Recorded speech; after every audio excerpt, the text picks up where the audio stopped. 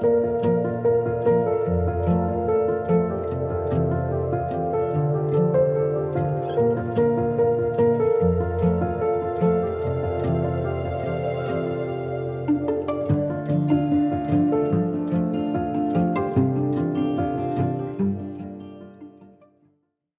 what I'm going to do now is the module for complexity and the opportunities within, to provide a little more content to help you with the content that you heard this morning. So let's share screen. Some of you have seen this. We've asked you to read it actually. I don't know how much you understood when you read it because it's a lot of words, but what it was these two trainers were here. They shared in a one-day session with all of us, and then we wrote this up as notes from the content and from the discussion we had with them. So let's go down, just some introduction and the concepts. In the study of policy analysis, they say 50 years ago, they did not use the term complexity. Analysis meant breaking things down into simple things that could be understood and controlled. So you remember the language around command and control from the content earlier this morning. So, you know, how do you have things small enough so that you can command and control?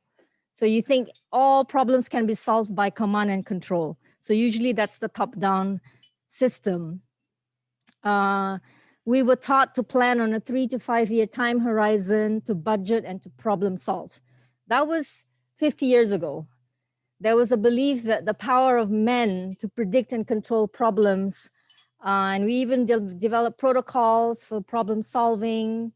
And in fact, the consequence of this approach was mess, the creation of mess. Situations where it was not clear how much of the problem was caused by our attempts to manage it. You see what I'm saying? You actually, the problems were so complex, but you had a linear way of addressing it and you made a bigger mess in trying to manage it. It was even messier in colonial contexts. So it's okay, we wanna see that way of thinking, and we wanna evolve from that. So if you move down, so we're just gonna go through the notes and then we're gonna unpack it a little bit. Move down. So let's stop here. Complexity as a term moves us beyond, yeah? So it's not these things, it's beyond hard, difficult, and complicated. It is not about hard, difficult, and complicated. It's about things we cannot know in all their details.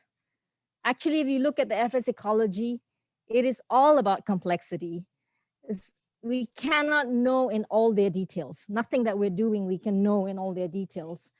Risk is calculations of likelihood and consequences. Uncertainty took us to things we neither knew in likelihood nor consequence. So we didn't know what is the likelihood of this? What is the consequence of that? Now we talk about unknown unknowns. Not only do you not know it, you don't know it. Understand? Unknown unknowns. That surprised even the experience because they involved novel events with outcomes under unstudied conditions.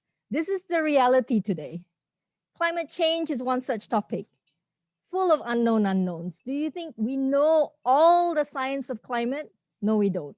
Do we think we know what's going to happen to the food system, to forests, etc., to bees and populations when the temperature goes up by one degree? We don't know. We can imagine, we can even put science to it, but the real impacts, we won't know. So the more we recognize complexity, the further we advance along a continuum from control to managing to coping ahead. So realism suggests aim at thriving in complexity. I think FS is one such model of trying to thrive in complexity. Go back up. So look at this very simple table here. Sorry, it's like my my notes, but you have control, manage, cope ahead at the top. You have risk, uncertainty, unknown, unknowns. In the past, it was control risk. And then now it's more manage uncertainty, cope ahead for uncertainty. And increasingly it's manage unknown unknowns, cope ahead for unknown unknowns. You guys tracking? It's okay, it'll become clearer as we go down. Okay, next para. The risk control that is demanded by large institutions is not possible. And to try to achieve it drowns you in subject matter specialists, meaning you have a specialist for this, a specialist for this, a specialist for this. You think you can control all risks. You can manage all risks, and then you have, a whole bunch of consultants, and you think that that's going to solve it. So tackling complexity requires drawing on more diverse knowledge and on more management options to achieve what they call the law of requisite variety. Let's not go into that. That's a whole nother module. All this means valuing local knowledge and the experience of groups of people who have performed better under the novel conditions occurring. We can talk more about that. Where is this kind of knowledge? The kind of knowledge, to paraphrase this thinker, James Scott, that can get you into a harbor full of stones rather than establish highly generalizable truth. So what does that mean, get into a harbor full of stones? Meaning the harbor has a lot of coral, a lot of batu, but because you have knowledge, you have local knowledge, you have indigenous wisdom, you have science, you have everything, you can actually navigate and get through the harbor. Yeah. And instead of establish general truths. ABC is the way to solve XYZ. Do you say that is for everywhere in the world we can do that. You can get to any harbor this way through this standard of certification. You see what I mean? So we'll go through this in more detail after we've done the notes. So this other thinker, Donna Hathaway, all people create knowledge, and all knowledge is situated at a place and partial. Situated explains how knowledge always carries a point of view from the observer, shaped by the age, the gender, the culture, power, etc. Partial refers to the fact that nobody can ever know everything. You can do your PhD on this, and yes, you got your PhD. Yes, you created a thesis of something. It's still partial because you don't know everything. You answered a question about something somewhere with some people. To understand the world and to solve problems, all societies create forms of science. These are characterized by 1, a set of knowledge producing practices. 2, that are intended to provide better accounts of the world. And 3, are generated by a range of experimental and observational techniques. And that is science. Think about any science, whether it's dragonflies or birds or forests. You can go through this list and it applies. Different kinds of science are effective at creating different kinds of knowledge, some more conceptual, some more grounded, some which require mechanisms, while others which emphasize experience.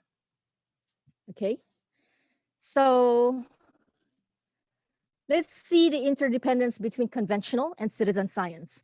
Forever Sabah talks a lot about citizen science. We talked a bit about that yesterday. Science created, initiated by a community in a place to answer questions that are important to them, like the PADI project, like HEH and CERT. Yeah, these are all examples of citizen science. Genuine collaboration between, for example, indigenous knowledge, citizen science, can therefore enlarge understanding, especially in the face of complexity. However, power intrudes into these interactions. Collaborations do not expand understanding if the scientist controls the agenda, and they do not transform science if the identities and situated contributions of the non-professional scientists are excluded. This makes sense to you? Those of you doing water quality monitoring, fish ecology with orang kampong, the paddy work that we're doing, the cert work that we're doing, everyone says, betul gak ini?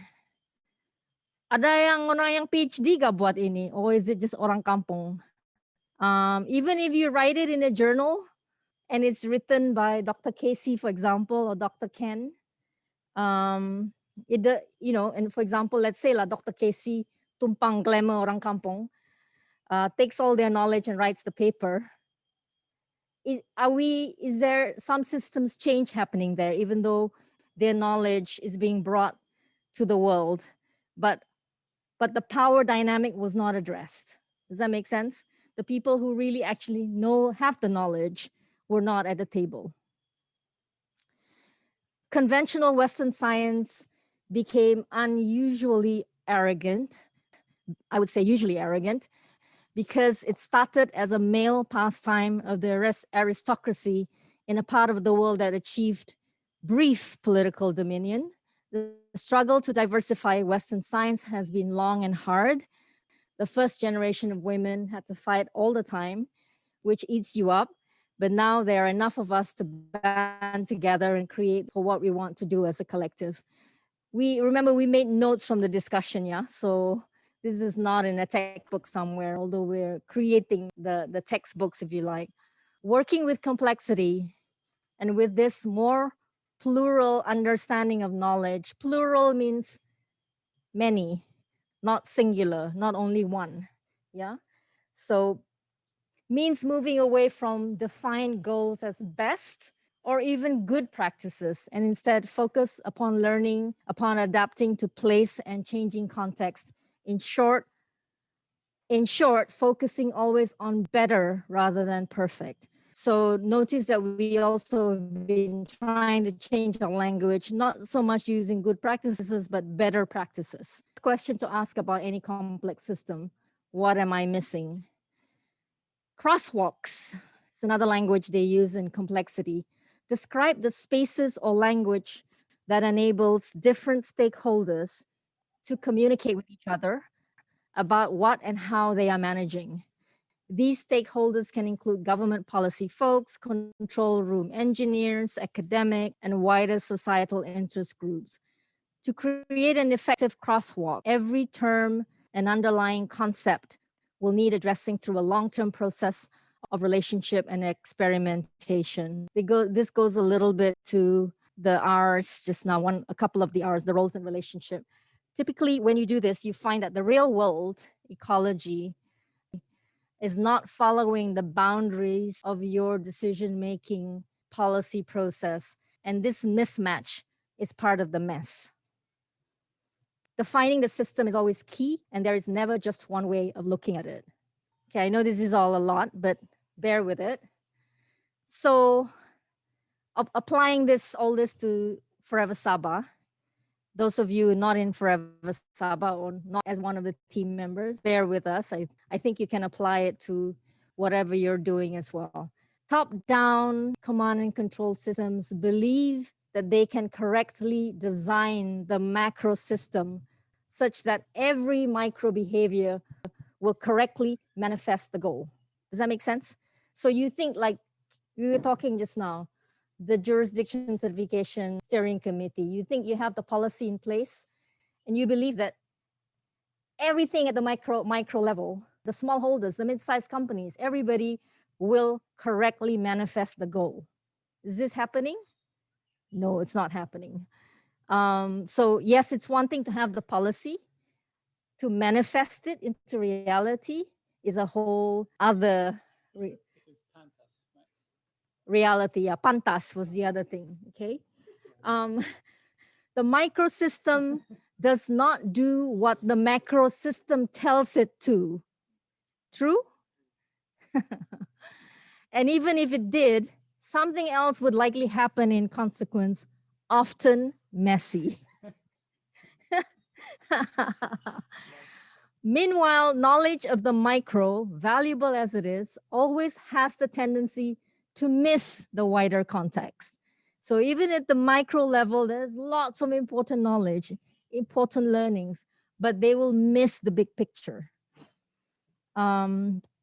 We'll get to all that in a minute. And also fails to scale in a linear fashion. You can't scale what we'll do in one tiny little village, even if it's a powerful, transformative experience.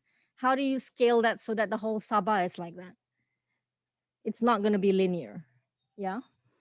There is always a difficult gap between the better practices and the policies. Okay, let's move on. This is an important graph which we'll unpack in a minute. The effective real role of macro design is to set markets and rules, while micro operations, with its bottom-up ecology, can generate experience and drive feedback.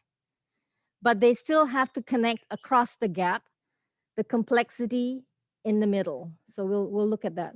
The waves there, the complexity in the middle. Don't get lost in the graph. We'll walk through that.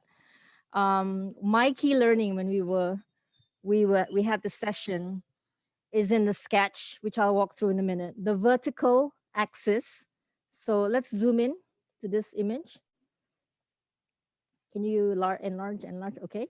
So this vertical axis represents knowledge, yeah? So ranging from experiential to formal science. Okay, so this is knowledge. So let's say traditional knowledge, let's say hybrid citizen science, the things we learned in the Paddy project, etc., is all somewhere in this continuum. Okay, if you go to agricultural school, you learn something here, right? You go to Kampong Tinuhan, you learn something here. And what we're developing, and a lot of our projects are doing this, is somewhere in this continuum.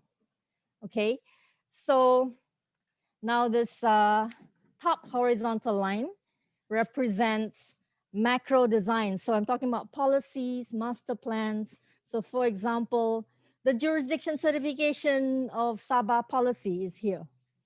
Sabah structure plan here. Sabah agricultural blueprint here. Yes, can you name other plans? All of them are up here.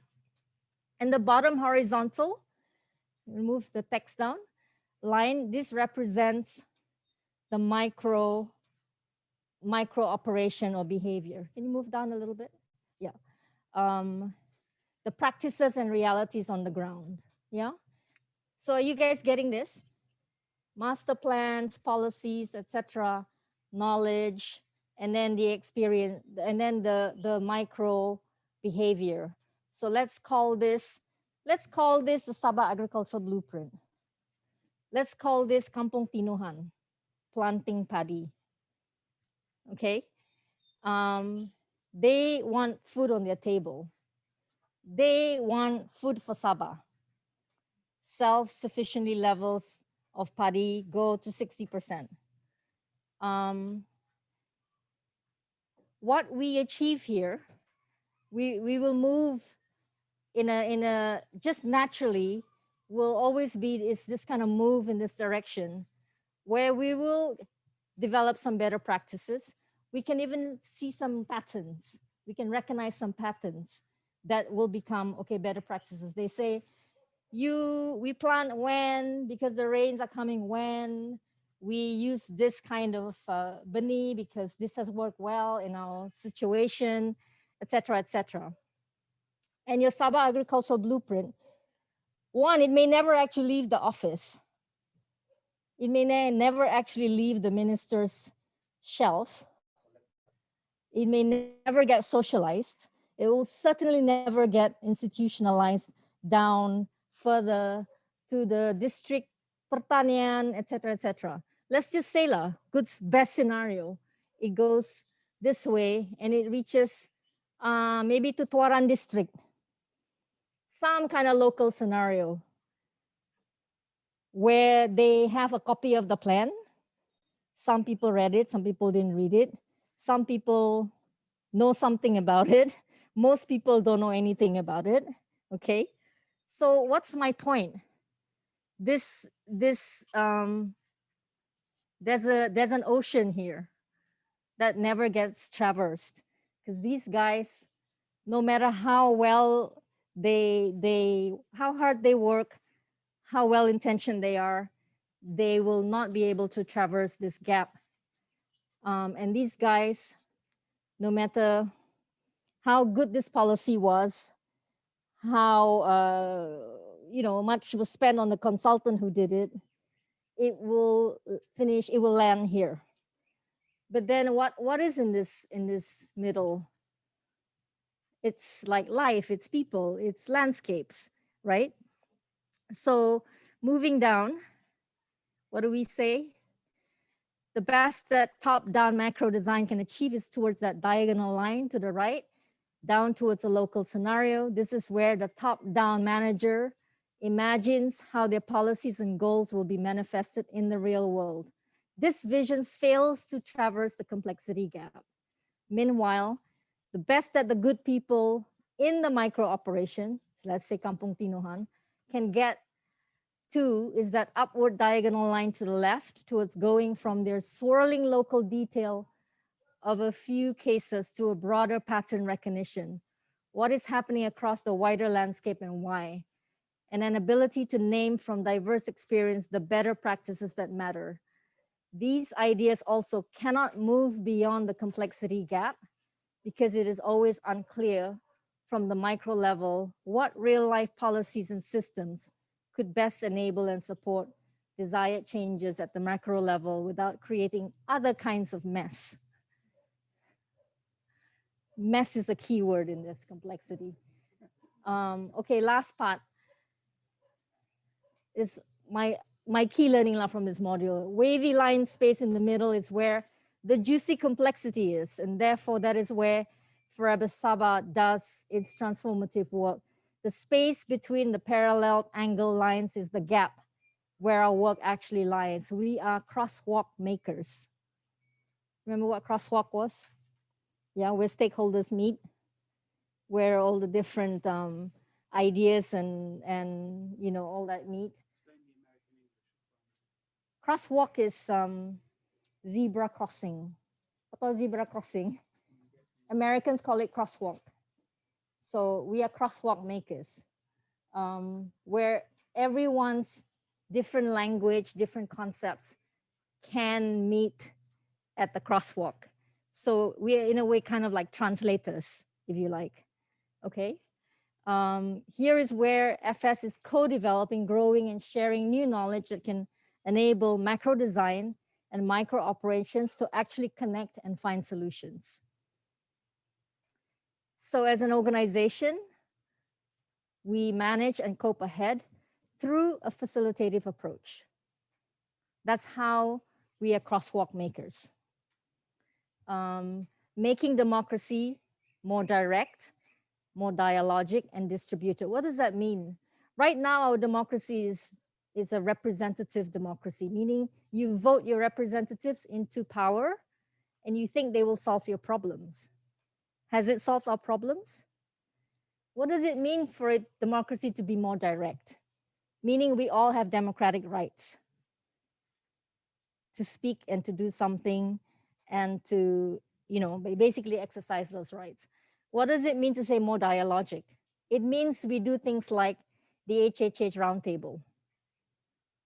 We make it dialogic. We make people come to a table. That was a crosswalk, basically, that roundtable. Everyone comes and everyone speaks, just focus around an issue. That's dialogic and distributed. It isn't just in the adun. It isn't just in the cabinet. It's everywhere. All the rakyat should be democratic and practice direct, dialogic, distributed. while creating mutual learning spaces for diverse participants from both sides of that complexity gap. So the era of controlling risk is over. We now need to manage and cope ahead for uncertainty and unknown unknowns. Think climate change. Let's go back to the graph. Are you guys getting this? Can you see? Think of the smallholder, all palm smallholder here. Think of the JCSE vision. Yeah. Think of your mid-sized company. Think of the JCSE vision. If this never leaves here, if it goes somewhere here, or even goes somewhere here, and our smallholders come up somewhere here, we still have a gap. And think about resources, roles, relationships, rules, results. What can we bring to bear here to connect top down and bottom up? What will a facilitative approach, which was in the last mountaintop, what can it do to help you build those zebra crossings, crosswalks? How will it help you do round tables like we did? Where you surface these things. So you tell people up here, banyak knowledge di sini, a lot of knowledge here, a lot of knowledge here, a lot of knowledge here, which we can bring to bear here. We know there's a lot of knowledge here. They tell us about it all the time. There are 10 million papers that nobody ever reads because it's talking down to us. I'm not saying they didn't do their work there, it's not relevant, but is it accessible? Is it digestible? Does it speak to these people? So what does it mean to be a facilitative leader? What does it mean to have collective leadership? What does it mean to be crosswalk builders?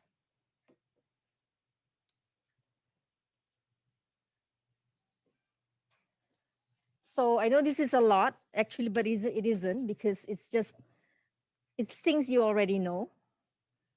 I'm just kind of putting it all together, putting a bit of language to it. You can look at this and build it on top of what you learned this morning. Why this was useful for us when these two people came to us was help us again build a common understanding. Like, oh, so citizen science is somewhere here. Formal science is up here. We are creating a lot of knowledge. All the findings from the PADI project, all the PES findings, all the Ramsar findings, all the smallholder findings, all the HEH findings. It's all in this part of this vertical line. True or not? Yes? Why am I so going on and on and on about modules and documenting and comms? Because it's creating this, it's populating this, which is not, it's gonna help solve the problems. It's gonna help a lot of us be able to traverse this gap. And that is for everybody, not just for these to move towards really good policies a lot of the time, important policies, but also help these guys implement.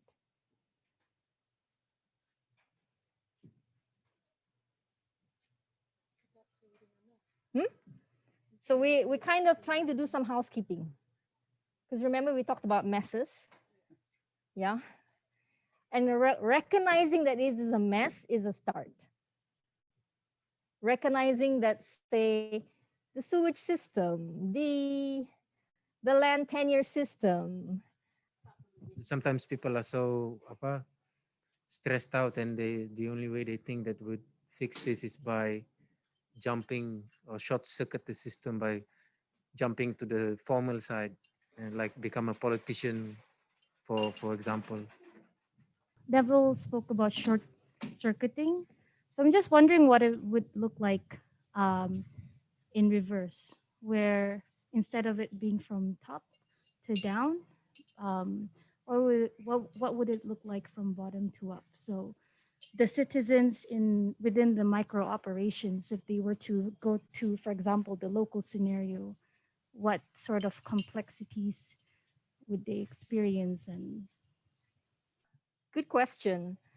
Um, I think that that is one of the things in the Forever Saba.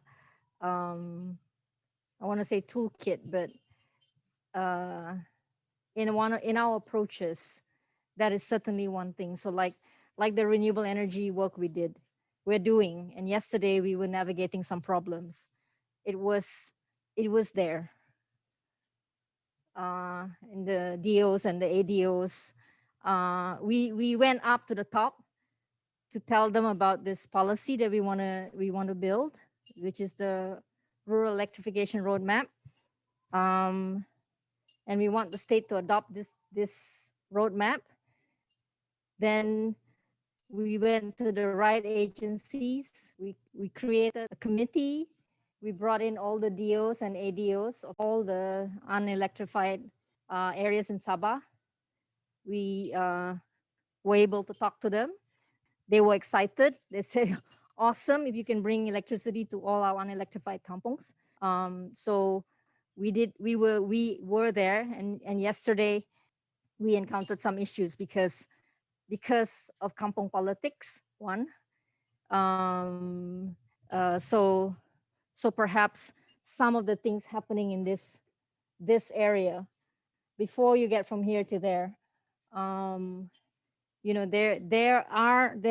have their own political and power dynamics, kan? Because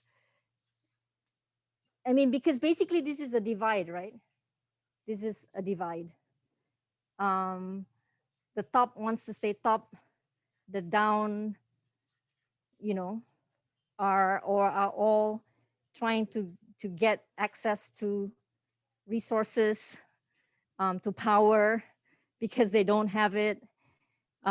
So there's all kinds of feeding frenzies and whatever else happening here.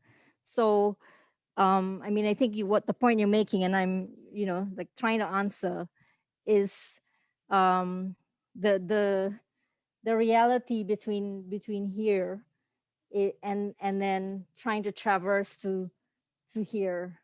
um, and actually what we are going to do in this roadmap process is build the body of knowledge here, to hopefully address the issue.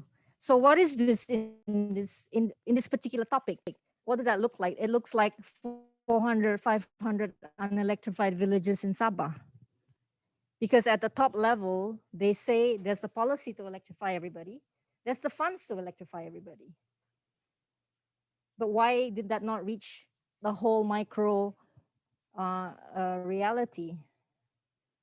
And of course, what Ibu Dini talked about yesterday, corruption, is key. It's key there. It's also very key here. True or not?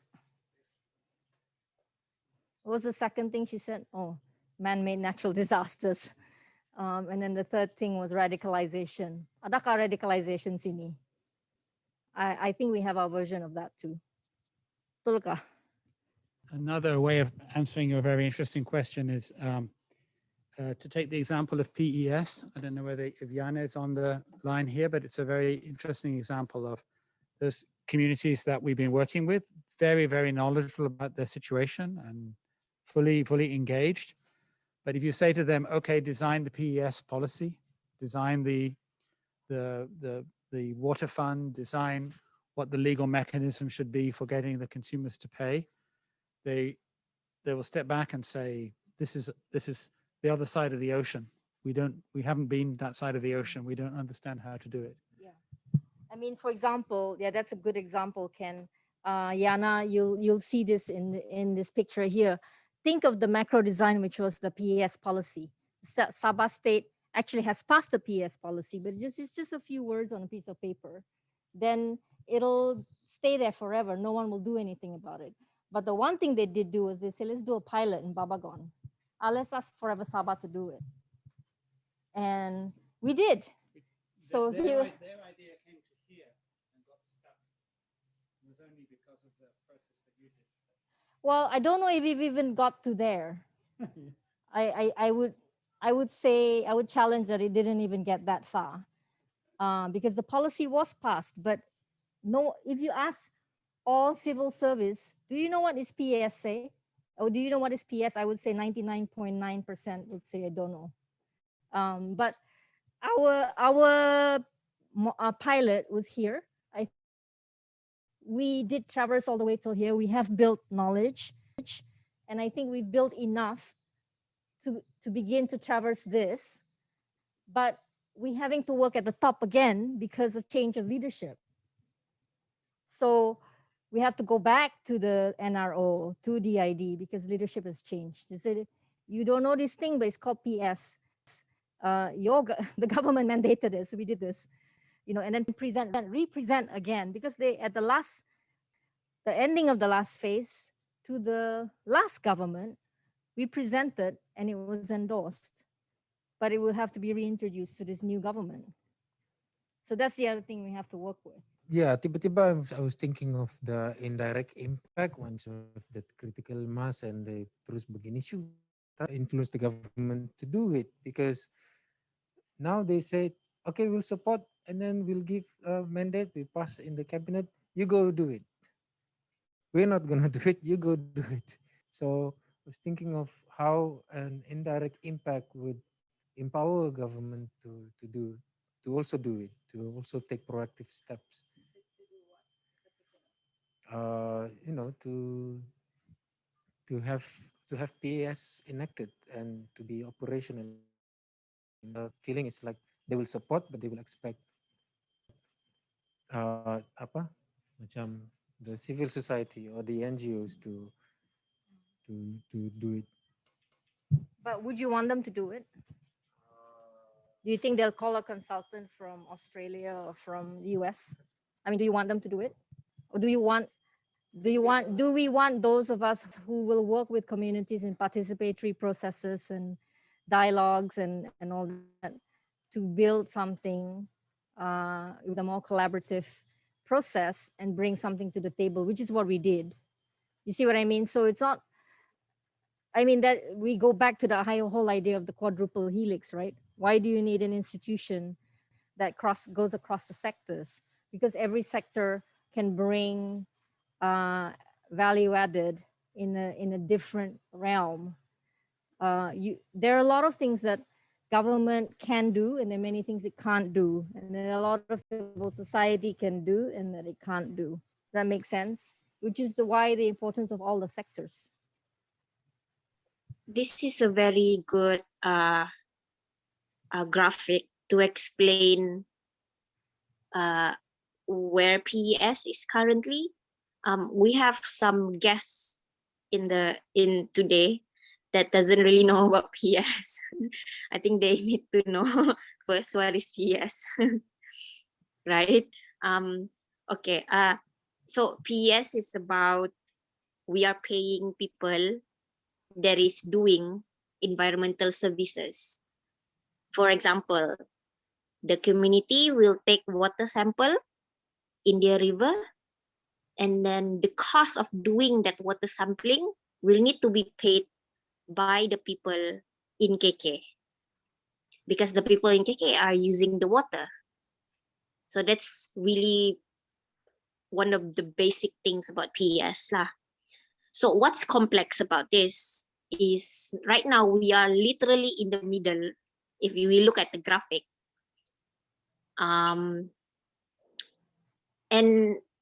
I think what's interesting right now in the project, the reason why we are able to achieve the formal and the experiential, I would say successfully, even though it's complex, because all of these people, both macro and micro, everybody except that everybody doesn't know about PS, and that this process is a continuous learning journey.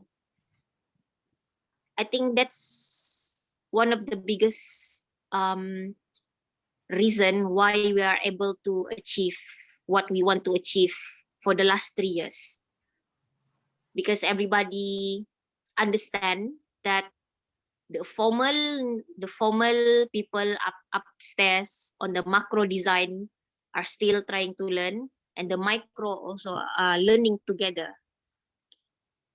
So for those who have joined in the PES meetings would know that all of these stakeholders are like, they are also learning, and then it's a really complex process. Yeah, I think my key point here is that for the system to change, everybody must recognize first that it's a learning process, and that the formal has a lot of to learn from the micro, and the micro has a lot to learn from the formal. Yeah. Thanks, Yana. Okay, that's good. We're like unpacking, applying the concepts to, our practical work. Anyone else wants to have a go? Or just share something that's in your mind.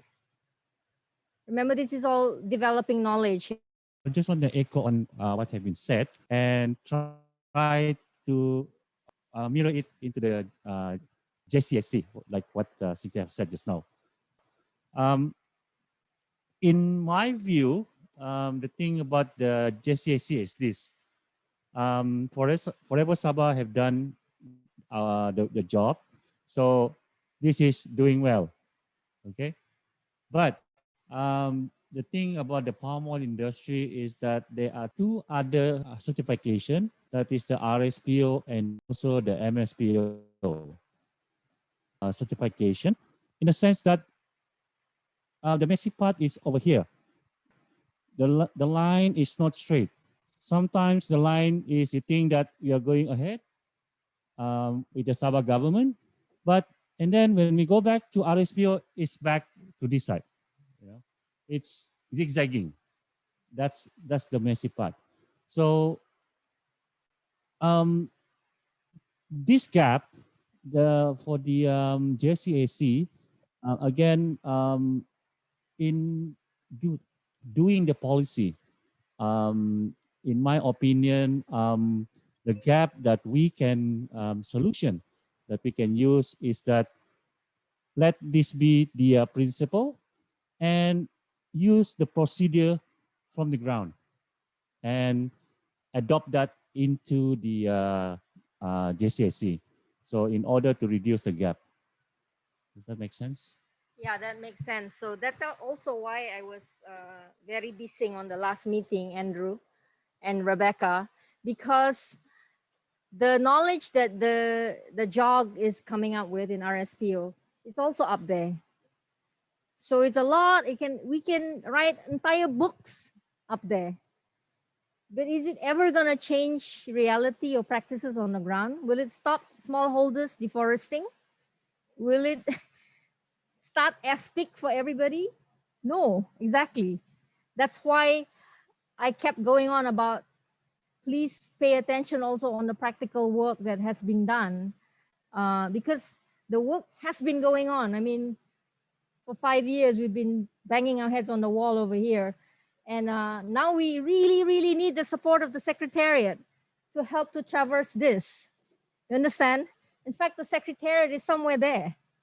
So you are taking knowledge from all the work on the ground, and then looking at the framework at the top and trying to bridge it.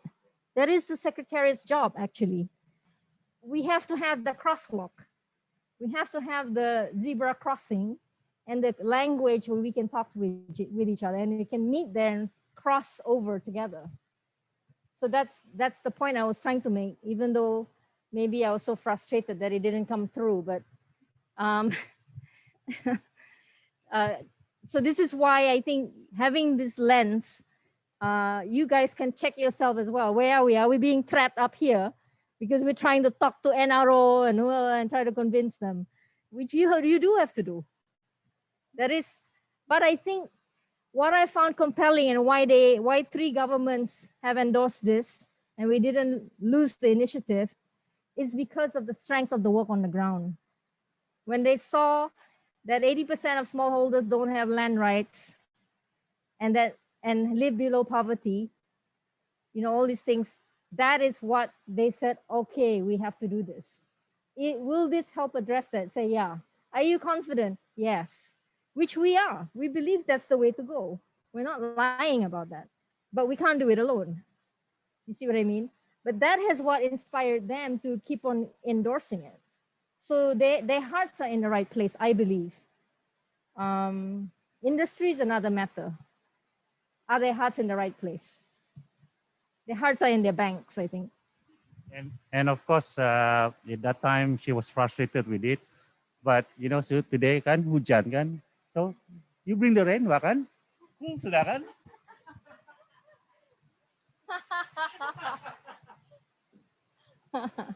Okay, anyone else up in the ether or here? You want to just test out your thinking about something? I just Remember, go ahead. I feel that because you see, one of the toughest agency, well, this is from my experience, is the fisheries. But when I think about why they are being tough, it's because of their experience when they engage the micro operation.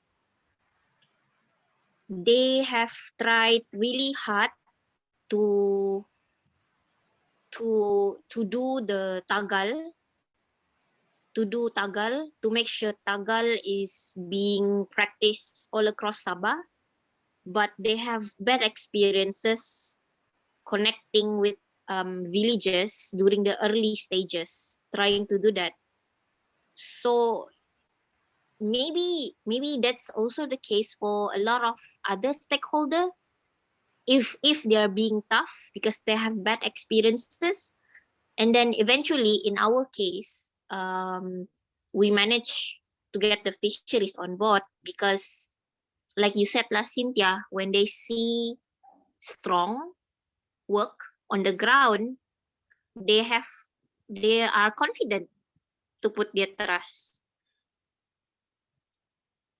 I think when the representative from the fishery that came every time at the platform, at the government platform, at the NRO platform, it keeps on changing. So when we finally did to visit the director and then let him see on what's actually the work on ground and how strong the communities are to actually be ready to accept the Tagal MOU and so on. So it's like, oh yeah, okay. And then he was like, okay, the reason why we are being tough, and then because we have a back experience like this and so on, and we're like, okay. So maybe for my other colleagues, they hang in there and just maybe try to be more understanding on the other stakeholder and try to understand more, like why are they acting like this, why are they being tough. Maybe there are just some bad experiences. Yeah, that's just suddenly just came up to me, like looking at this graphic. Thank you, Anna. Very helpful. So I think the other thing about knowledge in this area here in the middle of the vertical line is a lot of you now, because of your work, have the knowledge. A lot of you do. As long as you're on the ground, you're working, you're listening, you're seeing what the patterns are, you already have knowledge. Why is it important to document things? Why is it important in certain reports to say what are key findings? It's because we are developing new knowledge.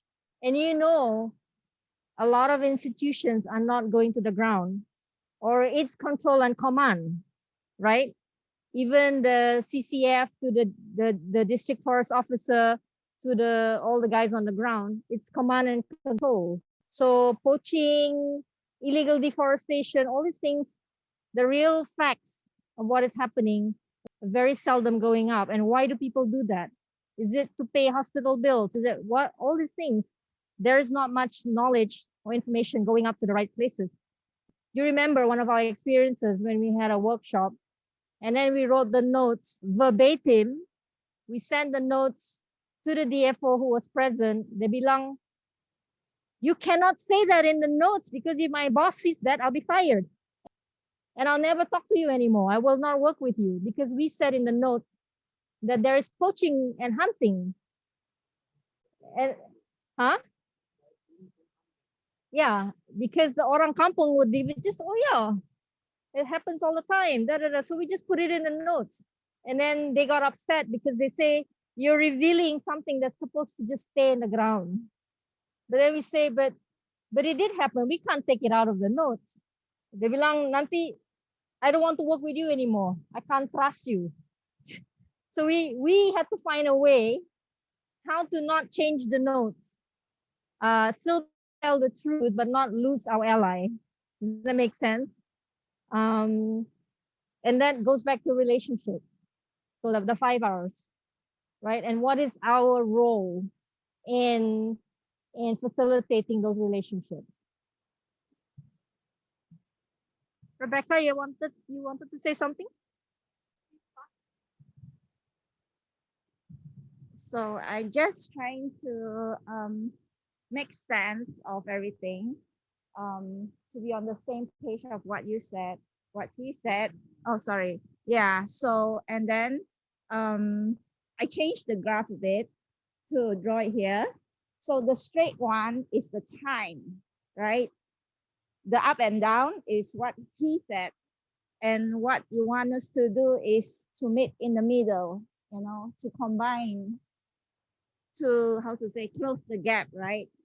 So yeah, I just want to clarify this. This is, we are on the same page that this is what we are doing. Yeah. I think that what you're doing is innovating and creating knowledge, your own, you know. So this is what we have to do, and it is in here somewhere. Does that make sense? And it is not wrong because we are trying to unpick the mess, right?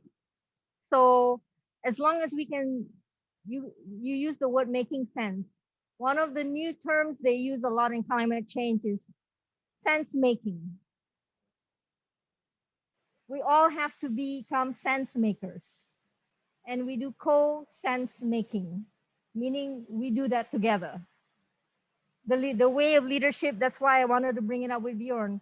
The top down, the boss knows everything, the boss is the smartest, the boss knows all the answers. This is gone long time ago. And we're in a reality today where we need to be co-sense makers. And that's part of what the mountaintop is. And that's why we call it conversations.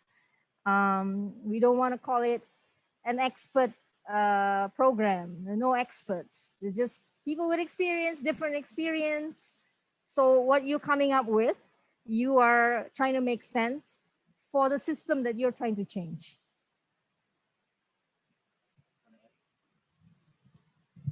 Just want to add, we will never cross the line. We will only minimize. Yeah, we will be minimized. We will never cross. It's a messy. Yeah. I think as long as you can see each other like this, maybe that's quite good. Maybe you don't have to kiss.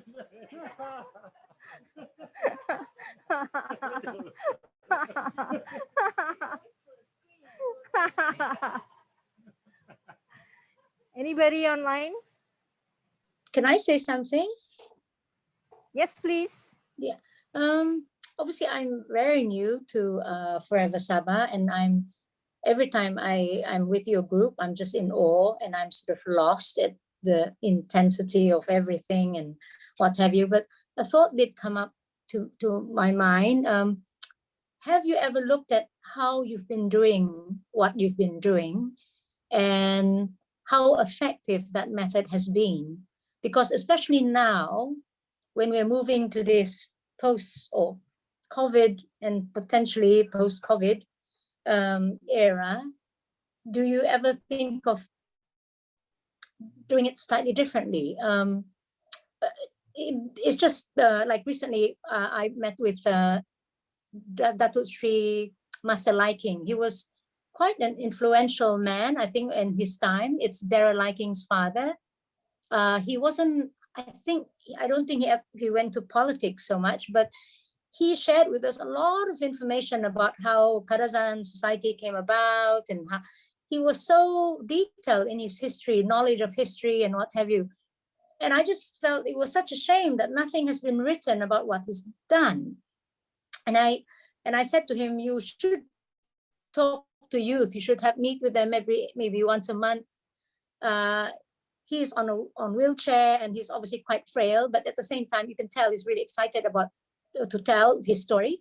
But I was just thinking, that made me think, anything that's documented on paper is only as good as somebody finding that information and reading that information.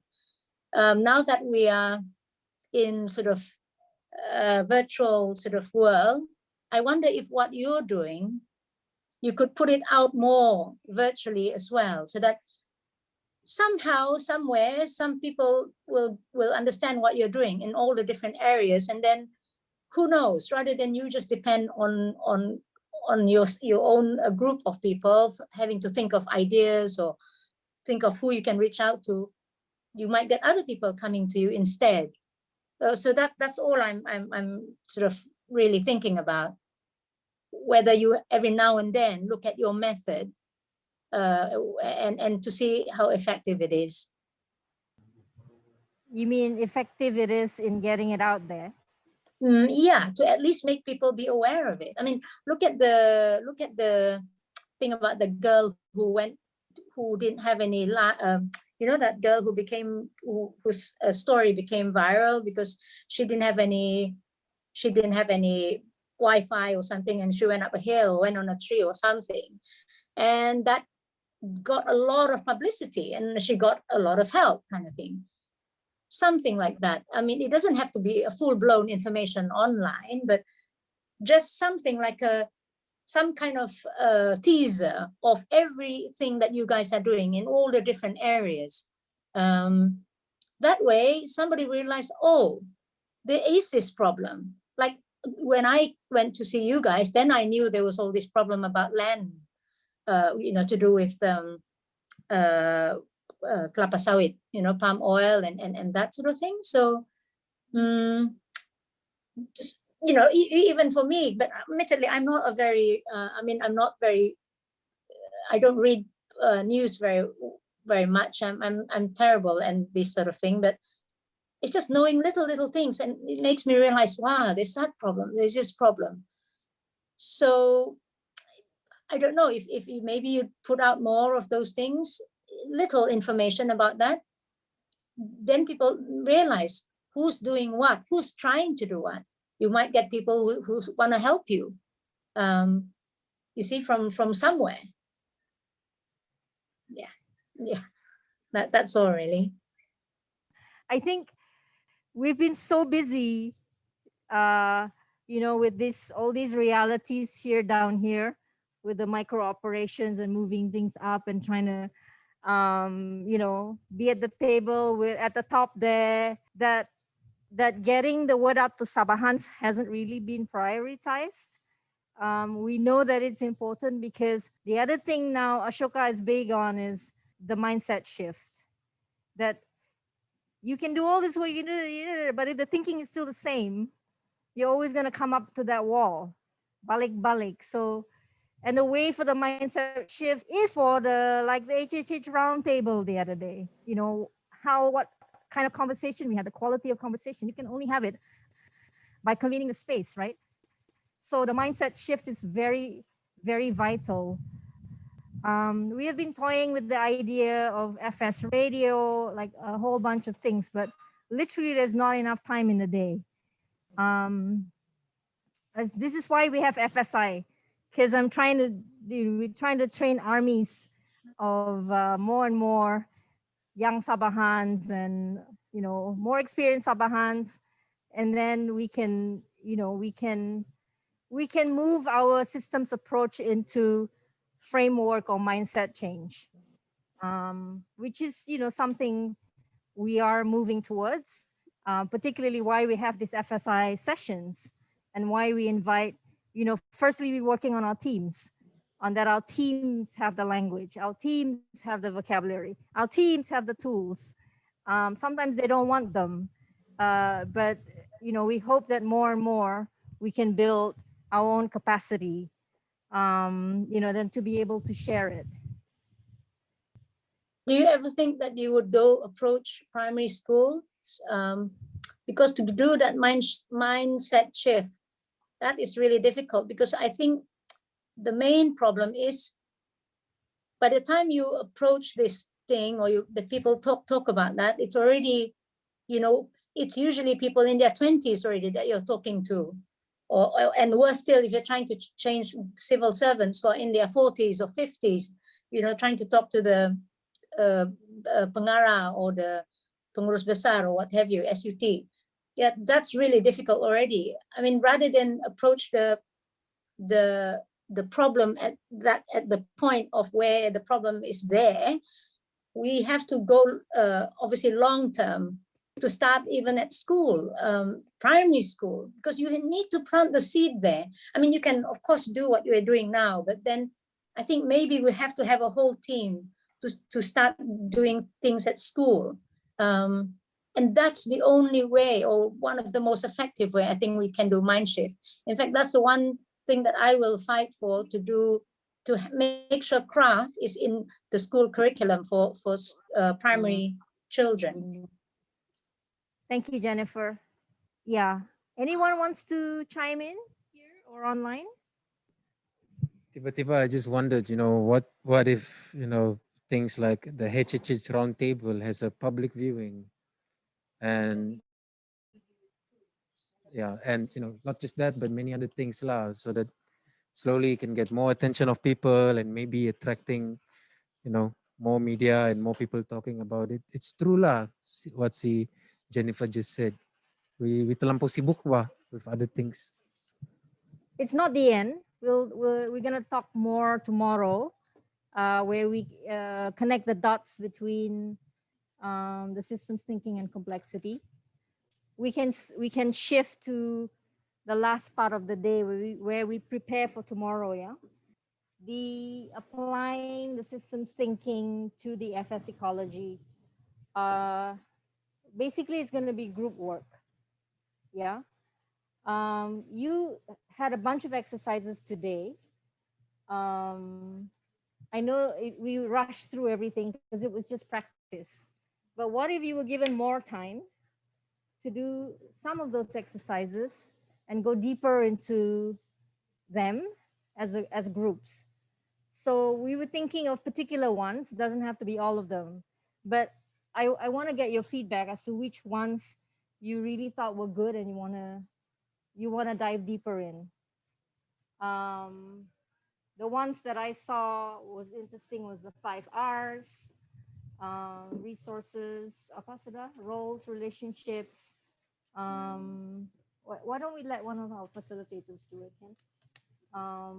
Can one of you do it?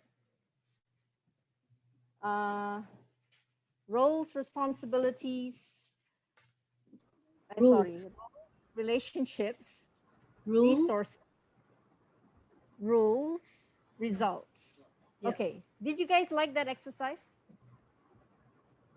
Would you like to dive deeper into that and look at either FS ecology, the whole FS ecology, or particular projects? Let's just write that.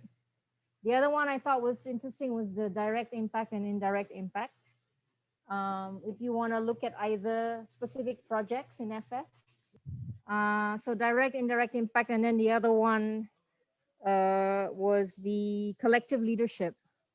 I agree that collective leadership is important to talk about. I think some particularly newer ones in the team don't know that this is actually the way we do run. I am not in every single project as the leader of the project, as a manager of the project. Every project has either technical coordinator or project coordinator. You know, like Phoebe, I may have done certain things with you guys at the beginning, but as soon as you have a work plan, then I step back. And Phoebe leads with all of your support because you're different experts in the team. And actually that's the way for every project. It is not just that one, but I think sometimes people come into the organization and they think the boss will lead everything in a top-down way. And then there's confusion when that doesn't happen. So that's the reason why I would like to have this as one of the discussions and the exercises, because I want everyone to have a common understanding about this. Because when you're clearer that FS runs this way, you will be less confused. I like the different levels of impact. The 4 levels, which is the direct impact, the scale, the system, and then the mindset, because it's quite nice to check whatever project we're doing right now to see which level already we're in. And then because you might think, why is nothing happening? We've done this, we've done that, but maybe you're still on the scale impact, not the, because obviously the ultimate one is to have the mindset impact. So it's the 4 levels of impact. So we put 4 levels of impact, we put it there. Okay, so there's 4 already here. So we choose which one we want to do. Maybe you want to do all 4 of them, or we want to do 3 of them. But we all start with 1, then we share, then we all do the second one, then we share, all do the third one, and then we share. Does that make sense? So you're sharing, you're listening to each other about different people's experiences. That's one way.